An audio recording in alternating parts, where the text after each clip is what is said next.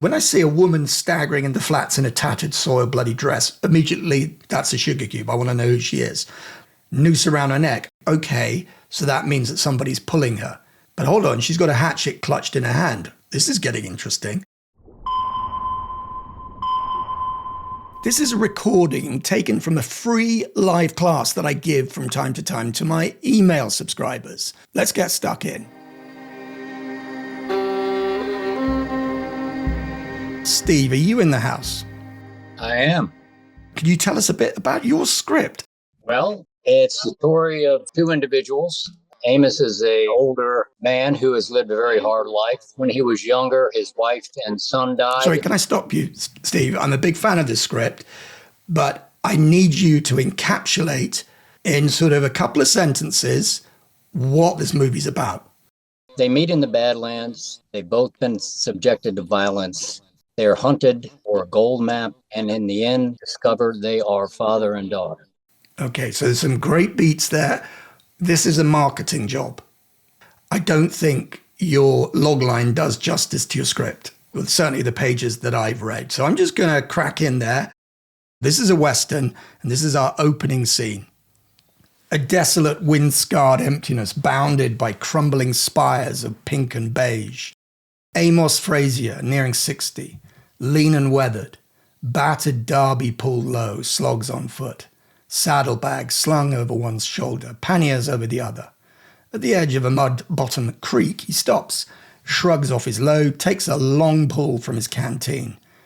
That blame mule pulls a folded piece of rag paper from his pocket, unfolds it and studies, looks up to scan the horizon. Something flickers in the distance. Amos squints, shades his eyes, pulls a brass spyglass from the saddlebags, kneels and draws the glass to see a woman, staggering the flats in a tattered, soiled and bloodied dress, long hair, dirty and wild, a noose around her neck, hatchet clutched in her hand. She holds the rope at her throat with one hand as if to ease the pull of some unseen weight dragging behind. Amos tracks along the rope, 20 feet back, a man's bloated arm severed at the elbow, rope cinched around its wrist. Fingers clawed, as if clutching air. Amos lowers the glass, scans the terrain ahead, licks a finger, holds it to the wind. What a scene. Is it optimal to begin with? I think there is a couple of things that we can look at. So when you say a desolate, wind-scarred emptiness bound by crumbling spires of pink and beige, I don't know about you, I can't see the frame. Because an emptiness is not something I can see. So how do you bound an emptiness with spires? If you're saying a wind-scarred plain bounded by spires of pink and beige, I can see it. So let's look at his intro. I often say try and keep your nouns close to your verbs. Because we've got Amos Frazier, nearing 60, lean and weathered, battered derby pulled low. Now I can see the frame. He slogs on foot. You could say Amos Frazier slogs on foot. So I can see what he's doing. He's nearing 60, lean and weathered, battered derby pulled low. That's such a great visual. Saddlebags slung over one shoulder, panniers over the other. Okay. At the edge of a mud-bottom creek, he stops. So that is the clause opening. I don't know what's happening until I get to the verb, which is he stops. So he stops at the edge of a mud-bottom creek, shrugs off his load, takes a long pull. Dad blame mule, and folded piece of rag paper. This is going on a bit. This might be a treasure map and be awesome, but I'm not getting that yet. And then this thing explodes. If you're enjoying this class, I have a Scooby sense that you'll absolutely love my free 50-minute masterclass. 7 mistakes stopping you getting an agent. TikTok legend Nick Curcio, who is a WGA screenwriter, said this about the class. It is not normal for me to go out and watch these masterclass videos about screenwriting. And originally I was just going to scrub through it. I ended up watching the entire thing. There was so much that I agreed with. And he has one of the best explanations for voice, what is voice, that I've ever heard. So if you're someone who likes when I get excited and talk about screenwriting, I would say go sign up and just watch this free 50-minute video, because I thought it was pretty dang good. So it was worth Nick Curcio's time. It might be worth yours too. Click on the link in the description. And now we are going to plunge back in to the live dive. Look at the cinematics here. Something flickers in the distance. Amos squints, shades his eyes, pulls a brass spyglass, drops the pronoun.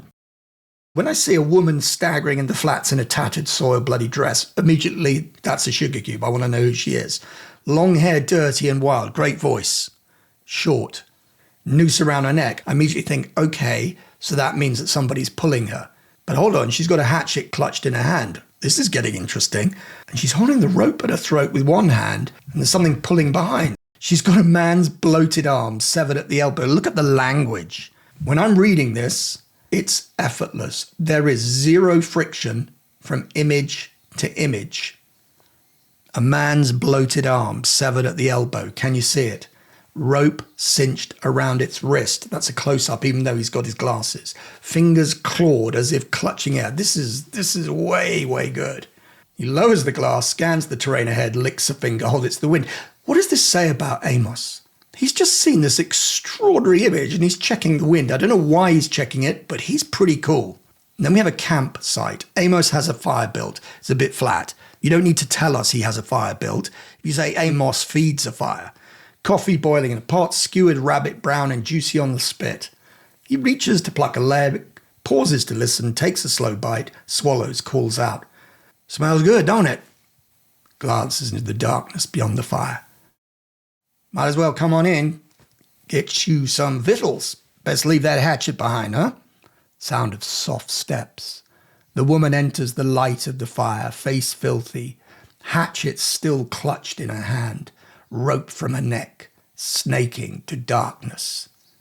She looks to be nearing 30, perhaps pretty under that tangled hair and grime.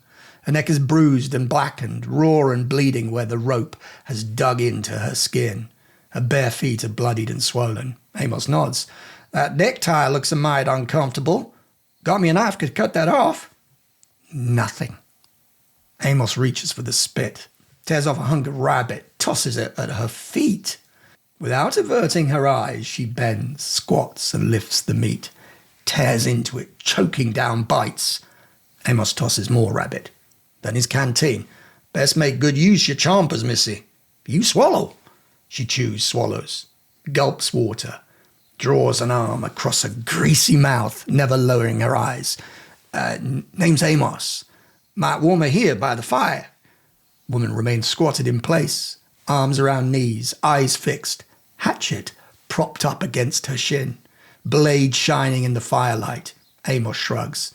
Suit yourself. He reaches into a pannier, pulls out a blanket, and tosses it over.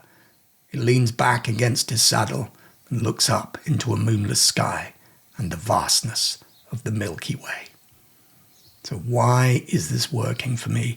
As I said at the beginning, it's a little bit underpowered. Okay, I understand this characters. I've seen 100 billion Westerns. But Steve does the one thing that's so important, which is show me something new under the sun. I've never seen a woman with a noose around her neck dragging a bloated, severed arm. She's some kind of character. I think this just works. Amos, what a great character. He's speaking to her and she doesn't speak. And even though I'm murdering the American accent, I'm just intrigued by him. Are you an actor, Steve? I am. There we go. So how has your acting informed your character writing? I played a variety of roles, and part of my family's from Southern Virginia and that area. And so I came to this character, Amos, having seen similar people. Well, he feels authentic. So, there are bits and pieces here. I'd feel like a vandal going in here, but really, I think this is weapons grade. This is what we need to be aspiring to. I wish you the best for it. Stay in touch. And, there ended the lesson.